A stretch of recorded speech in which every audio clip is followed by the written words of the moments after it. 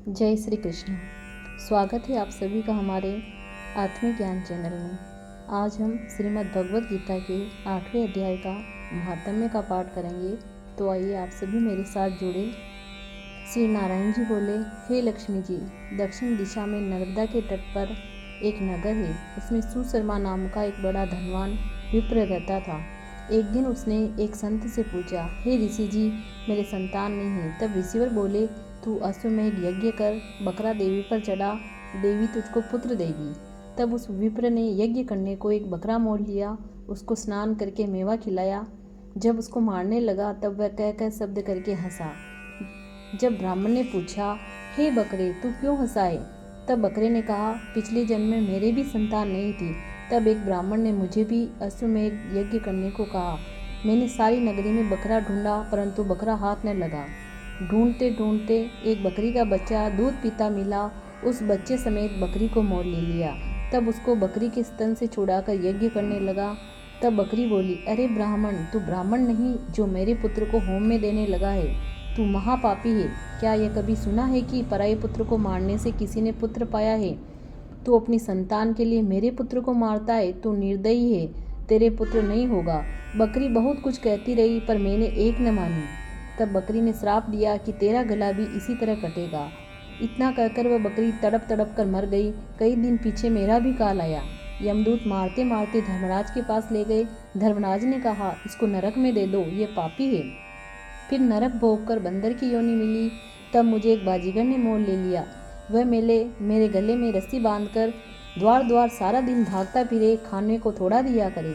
जब वानर की देह छूटी तो कुत्ते का जन्म पाया। एक दिन मैंने किसी की रोटी चुरा खाई, तब उसने ऐसी लाठी मारी कि पीठ टूट गई। उस दुख से मेरी मृत्यु हो गई। फिर घोड़े की देह पाई। उस घोड़े को भटियारे ने मोल ले लिया।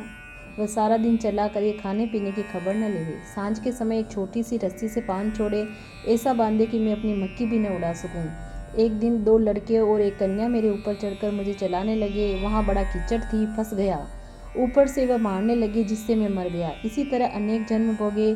अब मैंने बकरे का जन्म पाया है। मैंने जाना था अब मैं सुख पाऊंगा, सो अब तूने मुझे मोल ले लिया है और छुरा मारने लगा है। तब ब्राह्मण ने कहा, अरे बकरे, तुझे भी जान प्यारी है। सुन, अब मैं अपनी आंखों देखी कहता हूँ। कुरुक्षेत्र में चंद्र सुशर्मा राजा स्नान करने आया। उसने ब्राह्मण से पूछा, ग्रहण में कौन सा दान करूं?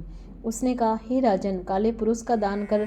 तब राजा ने काले लोहे का पुरुष बनवाया, नेत्रों में लाल जड़वा, सोने के आभूषण पहना तैयार किया। तब वह काला पुरुष कह कर शब्द करके हंसा।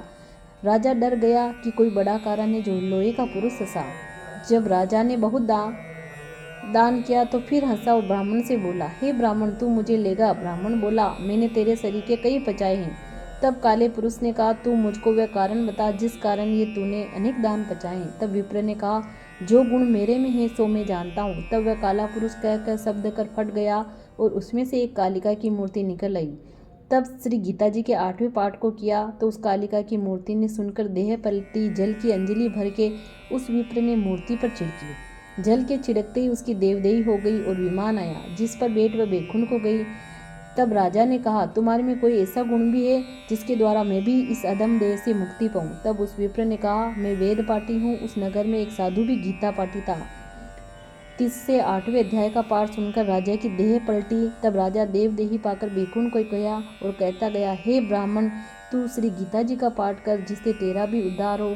तब ब्राह्मण श्री भी गीता जी का पाठ करने लगा। 8वें अध्याय का मातम्य समाप्त। जल्दी हम आपके सामने 9वां अध्याय लेकर आएंगे। उसके लिए आप हमारे चैनल को लाइक, शेयर, सब्सक्राइब करें। जय श्री कृष्ण।